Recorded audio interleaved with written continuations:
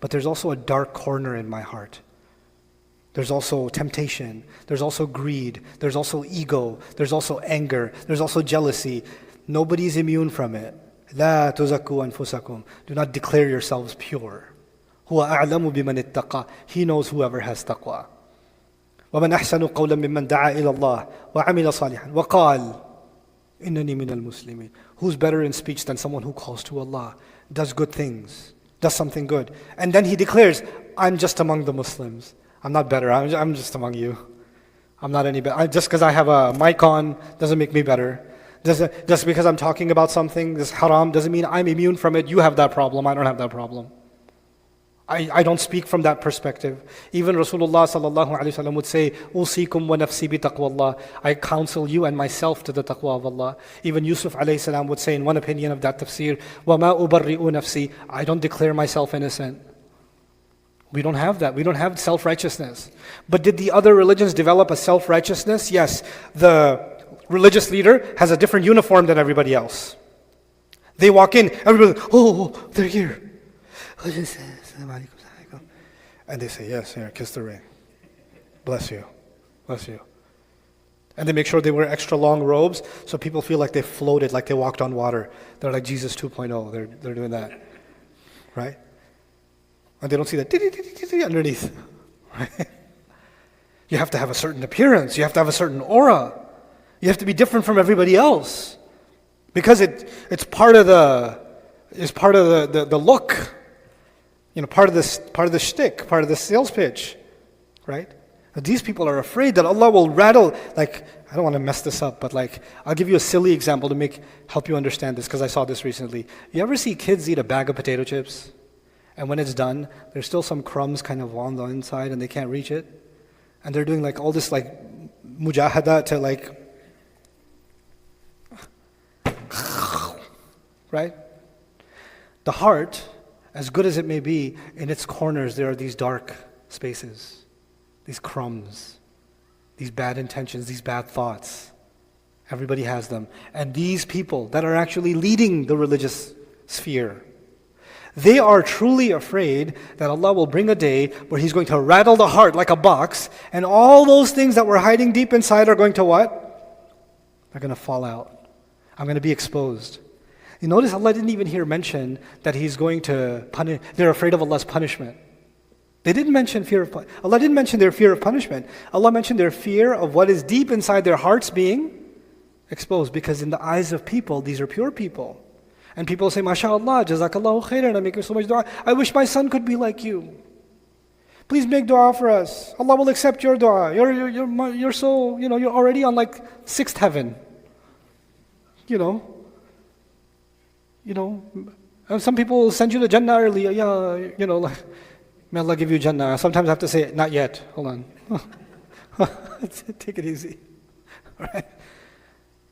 And here Allah Azza wa Jal describes they are afraid because they are not self-righteous. They are self-aware. They know they have something within them that needs work. They still have that glass that needs cleaning. We go back to the original analogy. They still have that glass that needs cleaning. If the heart was described as a lamp, then the home became a body, right? But now we're actually talking about the homes, as if society is the body, and the heart of the society is the house of Allah. Right? So what was the lamp now became the entire home. And there the dhikr of Allah lived, and now here the dhikr of Allah lives. So we go from individual spirituality to communal spirituality in these ayat. The day on which hearts and eyes are going to be flipped. But why even mention eyes are going to be flipped? One of the most, one of the ayat that are like, Allah just really puts everyone in their place with this ayah. He says, يَعْلَمُ خَائِنَةَ الْأَعْيُنِ وَمَا تُخْفِي الصُّدُورِ. He says He knows the cheating glance of the eyes and what the chests are hiding. He knows the cheating glance of the eyes and what the chests are hiding. As if Allah is saying, I know. People don't know. I know. You know who you are? I know who you are. So nobody sits on a self-righteous pedestal. Doesn't matter how much people praise them. Doesn't matter how much people give them titles. They are fully self-aware. By the way, there's an opposite extreme. You know what the opposite extreme is? Somebody says, Jazakallahu khairan, excellent recitation. Thank you so much for leading the prayer. MashaAllah, may Allah accept. No, ya akhi, I'm a sinner. I'm almost already in Jahannam. Don't talk to me. Astaghfirullah, stop. Our religion didn't tell you to beat yourself into hell either. But at least for yourself, be self-aware. That what people say is not a judgment of who you are. The good or the bad. You know who you are, and Allah certainly knows who you are. I know who I am, and Allah knows who I am. These ayat are about self-awareness. But then Allah also mentions, wal absar.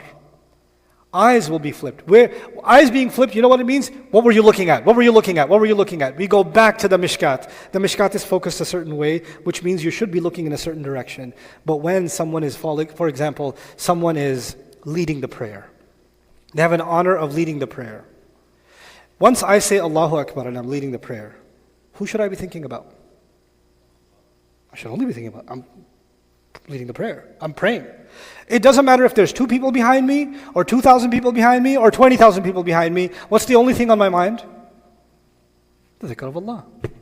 But I'm like, I'm going to drop this maqam right now. Watch out, community. This mud is going to drive you mad. And then Allahu Akbar. Got you good. I mean, technically you prayed. You prayed. But did your eyes focus? Did you start looking at the wrong thing? Did you start focusing on the wrong thing? Did you get distracted? And to think about the eyes, this muscle of ours, unlike the arms and the legs and other limbs in our body, the eyes, if I'm looking here, it takes extremely little muscular effort to look here. Distraction by the eyes is super quick, isn't it? And so even a believer knows, even though I'm focused, sometimes I get distracted, and Allah will shake that out of me and say, you were distracted here, here, and here. I'm afraid of that. يَخَافُونَ يَوْمًا تَتَقَلَّبُ فِيهِ الْقُلُوبُ وَالْأَبْصَارُ. I do the dhikr of Allah in the morning and in the evening to compensate for the dirt that lives inside me. So this is Allah explaining how you keep that glass clean. The prayers keep that glass clean. The dhikr of Allah keeps that glass clean. And you keep becoming clear about what spots are on your heart, and still something might remain, and you're afraid of that. لِيَجْزِيَهُمُ اللَّهُ أَحْسَنَ مَا عَمِلُوا وَيَزِيدَهُم مِّن فَضْلِهِ. And so Allah may compensate them with the most beautiful of what they did. I've talked about this in other lectures, so I'll be brief. The most beautiful of the deeds they did, Allah says. In other words, I may have done lots of things, but one day, I may have prayed every day, but one day my maghrib was better than my entire life of maghrib. There was one maghrib that was like Olympic champion maghrib, spiritually. This ayah could mean that Allah will take that one maghrib and score all of my maghribs in my life based on that maghrib. He's going to elevate the score of all of them. لِيَجْزِيَهُمُ اللَّهُ أَحْسَنَ مَا عَمِلُوا. Instead of averaging my score, He'll take my highest score and elevate everything else to the top. But still, it's about, even if that's going to happen, I would have had to pray to begin with, right? The deed would have had to be there to begin with, right? And the word amal is not the same as fi'l, because amal is conscious. So a conscious, intentional deed that was good had to be there. This again diverges from Christianity, because Christianity said you don't need the deed. So long as you have Jesus in your heart, you're saved. And by the end of it, Allah says, Allah will give you the best of what you did. The Christian theologian said, no matter how much good you do, you're not saved, you're not salvaged. You're not good enough. And Allah said, because it's never going to be enough. And Allah says, so what if it's not enough? وَيَزِيدَهُم مِّن فَضْلِهِ. The next part of the ayah. He will give them more from His own favor. So in other words, all Allah is asking me is to try my best. Not only will Allah give me based on what I did, but on top of that, out of His favor, He's going to unlock even more bonus. And if that wasn't enough, He says, وَاللَّهُ يَرْزُقُ مَن يَشَاءُ بِغَيْرِ حِسَابٍ. And Allah will provide whoever He wants without any limits. In other words, I do one deed, He takes the best of it and rewards me, then enhances it, and then offers a multiplication of that cannot be counted. وَاللَّهُ يَرْزُقُ مَن يَشَاءُ بِغَيْرِ حِسَابٍ. All of that from what? From just the sincere dhikr of Allah. Just from the dhikr of Allah. So this is the second description of the mishkat. That was the mishkat of the individual. This is the mishkat of the masjid. The two combine in the story of Zakaria alayhi salam. Ironically, the precursor to the story of Jesus. The two combine. He's in the middle of the night. He's making dua to Allah. And one of his fears is the people that will take over the masjid after he dies are going to be corrupt. They're not going to be able to keep up the spirit of this house. Inni khiftul mawaliya min wara'i. I'm afraid of the patrons that are coming after me that are going to take this place over. The masjid will remain. The salah will happen. The Tawrat will be recited. The morning, evening prayers will go on. But the soul of it will be gone. It will be politicized. It will turn into a corporation. It will turn into a business. The soul of it will be gone. I leave you with this last thought about these ayat. I know it's been long, but it's okay. Let me get this out of my system and then you can sleep a little less today. What I want to share with you is how Allah made the masjids different. You could say, oh, this masjid has a lot of politics. That masjid is controlled by the government. This masjid has this problem. That masjid has that problem. They had a lot of fights in this masjid. They had a donation scandal in this masjid. They had this. You could have all kinds of stuff going on in the masjid, and it happens. But you know what?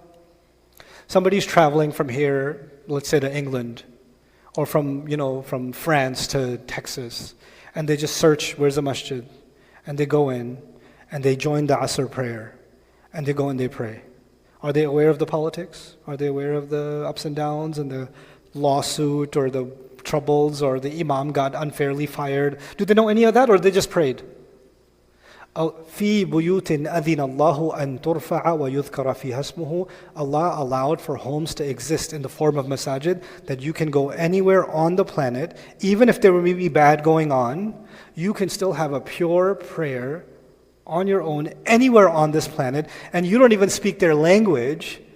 You don't even speak their language, and you can just go inside the masjid. You don't have to ask anybody which way is the qibla. And if it's Maghrib time, you don't have to sit there and wonder, I wonder how many rak'ah they're going to do. You're not going to wonder. And even if you don't speak their language, you're going to say, wudu. And you'll say, and you'll go do it. Can you do that in any church? Can you join the church service, any church service, and you'll know exactly what to do? No. No other religion will offer you that you can go have this pure remembrance of Allah and do a pure tasbih of Allah. Allahu Akbar, subhanak Allahumma wa bihamdik, wa tabarak asmuk. Fi buyutin adhina Allahu an yudhkara fiha asmuhu, wa yusabbihu lahu fiha, bil ghuduwi wal asal. With all of our problems, which is on the seen side, on the visible side, there may be problems. But the heart of the masajid, every masjid will have people that genuinely just come for the remembrance of Allah. For the remembrance. There's some people there for the optics. We have the biggest masjid. We have the newest carpet, our chandelier. They're there for the absar. Other people are there for the qulub. Right? يَخَافُونَ يَوْمًا تَتَقَلَّبُ فِيهِ الْقُلُوبُ وَالْأَبْصَارُ. SubhanAllah. SubhanAllah. And this tussle, there will never be an ideal place. There'll never be, even Medina couldn't be the ideal masjid. Munafiqun were sitting in the prayer. Right? So Allah is telling us there's no utopia, there's no perfect community. People come, for example, Dallas has become the third holiest city in the world. Right? So people, MashaAllah, your community, oh, I just want to live here, be close to Islam. And I'm like, the hearts, human hearts, are always the same. And our struggles are always the same. And it's nice to have community support. But if you think we are going to be immune from greed, anger, jealousy, politics, pride, from asabiya, from racism, from all these isms that come and they put dirt on the hearts and then they affect. Even if that's going to happen, that's okay. Because if you're looking for perfection, Allah did not give us that. Allah said, dhikr will go on, tasbih will go on, but other things also might go on, that's okay. But the dhikr of Allah will continue. These politics will come and go, and even 100 years from now, some young man, some young woman is going to walk in here and take shahada, bi'idhnillah, and they're going to make salah, they're going to do sajda to Allah, and they won't know or care about who won and who lost the election. They're not going to care. So Allah designed these homes, that was by His leave. Allah allowed that to happen for us, subhanAllah, subhanAllah. I pray that Allah Azza wa Jalla allows our hearts to become the lamps He wants them to be, And He allows our homes and our masajid to be the homes and beacons that He wants them to be in light of these profound ayat. بارك الله لي ولكم في القرآن الحكيم ونفعني وإياكم بالآيات والذكر الحكيم والسلام عليكم ورحمة الله تعالى وبركاته.